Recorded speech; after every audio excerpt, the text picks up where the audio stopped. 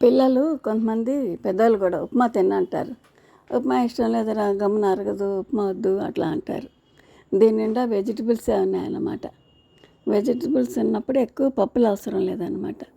అందుకని దీనిలో నేను పల్లీలు శనగపప్పు వేయలేదు, జీడిపప్పు గార్నిష్కి వాడుకున్నాను. ఇది టమాటా బాత్ అంటారన్నమాట దీనికి కావాల్సిన ఇంగ్రీడియంట్స్: ఒక గ్లాసు రవ్వకైతే సూజీ రవ్వకి 3 గ్లాసులు వాటర్ పోసుకుంటాము. ఆవాలు, జీలకర్ర, మినపప్పు, ఆలుగడ్డలు, ఒక ఆలుగడ్డ, ఒక క్యారెట్ బాగా చెక్కేసి చిన్న ముక్కలు కట్ చేసుకోవాలి. అలాగే ఒక టమాటా కూడా చిన్న ముక్కల కింద కట్ చేసుకోవాలి. కొత్తిమీర, ఉల్లిపాయ, పచ్చిమిర్చి అన్నీ రెడీ పెట్టుకుంటే అప్పుడు ఉప్మాకి రెడీ చేసుకున్నట్టు అనమాట. మనం దీనికి కావాల్సిన ఇంగ్రీడియంట్స్ అలా బాణాలు పెట్టుకుని చక్కగా ఆయిల్ 2 గరిటెలు వేసుకోవాలి. దీనికి బొంబాయి రవ్వకి ఆయిల్ కాస్త ఎక్కువే పడుతుంది. 2 గరిటెలు వేసుకుంటే అప్పుడు ముందు పోపు సామాన్ వేస్తాము. కొంచెం మినపప్పు, ఆవాలు, 1 స్పూన్ సరిపోద్ది. మనం వెజిటబుల్స్ ఎక్కువ వేసుకున్నాం కాబట్టి పప్పులు తక్కువ వేసుకుంటే బాగుంటుంది అన్నమాట దీంట్లో.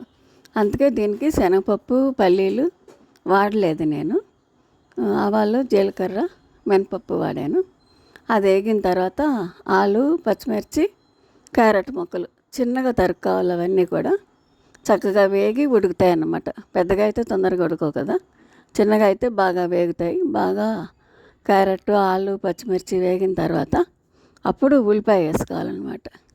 ఉల్లిపాయ పెద్దగా ఎక్కువ వేగన అవసరం లేదు.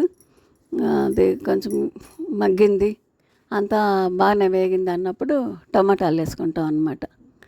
ఇది పిల్లలు ఇష్టంగా తింటారు కదా. చాలామంది ఉప్మా అంటే ఇష్టపడరు, తినరు, వద్దు అట్లా అంటారు. మనకు అస్తమానం ఇడ్లీ పిండి, దోశల పిండి ఉండవు కదా. మధ్య మధ్యలో అయిపోయినప్పుడు ఇట్లా చేసుకుంటే వెరైటీగా పిల్లలు అప్పుడు ఇందులో అన్నీ ఉన్నాయరా, క్యారెట్లు అవి ఉన్నాయి, చక్కగా బాగుంటుంది, టేస్ట్ బాగుంటుంది అని చెప్తే అప్పుడు తింటారనమాట. అట్లాగా మనం చక్కగా వేపుకున్నాక టమాటా ముక్కలు వేసుకోవాలి. అది బాగా వేగాక టమాటా ముక్కలు కూడా మగ్గాలన్నమాట. ఉడుకుతాయి కదా, అందులో కూడా వాటర్ ఉంటుంది. ఆ వాటర్ అంతా పోయేలాగా బాగా ఉడకనిచ్చుకోవాలి, దగ్గరికి రానిచ్చుకోవాలన్నమాట. అంతా బాగా వేగింది. ఇప్పుడు చూసారా, అన్నీ వేగినాయి. అంతా అట్లా వేగిన తర్వాత మనం వాటర్ పోసుకుంటాం అన్నమాట. అది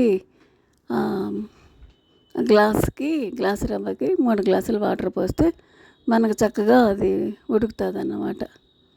అది బాగా 3 గ్లాసులు పోసుకున్నాక అప్పుడు మనం ఇందులో కొద్దిగా పసుపు వేసుకుంటాం అన్నమాట. పసుపు వేసుకుంటే అది కలర్గా ఉంటుంది అన్నమాట. తర్వాత 1 స్పూను సాల్ట్ వేసుకోవాలి. 1 గ్లాసు రవ్వకి 1 స్పూను సాల్ట్ పడుతుంది అన్నమాట దీంట్లో. అవన్నీ వేసుకున్నాక బాగా కలుపుకోవాలి, అందులో కలుస్తుంది. కొత్తిమీర మనం కట్ చేసి పెట్టుకున్నాం కదా, ఆ కొత్తిమీర కూడా వేసి కలిపి మూత పెడితే అది బాగా మరగనివ్వాలన్నమాట. ఎసరు బాగా మరిగాక రవ్వ పోసుకుంటే ఏమవుతుందంటే తొందరగా ఉడుకుతుంది. అది చూసారా, మరుగుతుంది. ఇప్పుడు రవ్వ పోసుకోవాలన్నమాట. రవ్వ తిప్పుతా పోయాలన్నమాట. అందుకని ఆ రవ్వ పోసేటప్పుడు తిప్పుతా కాకపోతే ఉండ కట్టేస్తుంది. అది ఉండ కట్టకుండా చక్కగా మధ్య మధ్యలో ఆగుతా పోస్తా తిప్పుతా అలా కలుపుతూ ఉంటే చక్కగా ఉండ కట్టకుండా బాగా కలుస్తుంది, బాగుంటుంది అన్నమాట. తొందరగా ఉడుకుతుంది, బాగా మగ్గుతుంది అన్నమాట. అట్లా బాగా వాటర్ లేకుండా దగ్గరికి రానిచ్చుకుంటే కేసరి టమాటా బాత్ అంటారు కదా దీన్ని. చాలా బాగుంటుంది అన్నమాట, టేస్ట్గా ఉంటుంది. అలా బాగా తిప్పిన తర్వాత మూత పెట్టుకోవాలన్నమాట. మూత పెట్టి ఒక 5 నిమిషాలు బాగా మగ్గనిస్తే చక్కగా ఉడుకుతుంది అన్నమాట. అప్పుడు చక్కగా అది పప్పులు కావాల్సిన వాళ్ళు ఇందులో శనగపప్పు, పల్లీలు వేసుకోవచ్చు. జీడిపప్పు కూడా ముందుగా వేసుకోవచ్చు, వేపుకొని తింటే అది బాగానే ఉంటుంది. కాకపోతే నేను వెజిటబుల్స్ ఎక్కువ ఉన్నాయని పప్పులు తగ్గించాను. అట్లా బాగా మగ్గిన తర్వాత చూసారు ఎంత బాగా వచ్చిందో టమాటా బాతు. ఇప్పుడు ఇది పిల్లలకు పెడితే తినకుండా ఎట్లా ఉంటారు, చక్కగా తింటారు. చాలా బాగా వచ్చింది, టేస్ట్ బాగుంది. నేను కాస్త నెయ్యిలో జీడిపప్పు వేపి పైన గార్నిష్ చేశాను అన్నమాట. అది చాలా బాగుంది అన్నమాట కేసరి. టమాటా బాత్ చాలా బాగా వచ్చింది. టేస్ట్ చాలా బాగుంది. పిల్లలు వద్దన్నప్పుడు ఇది చేసి పెడితే చాలా ఇష్టంగా తింటారనమాట. చాలా బాగుంది.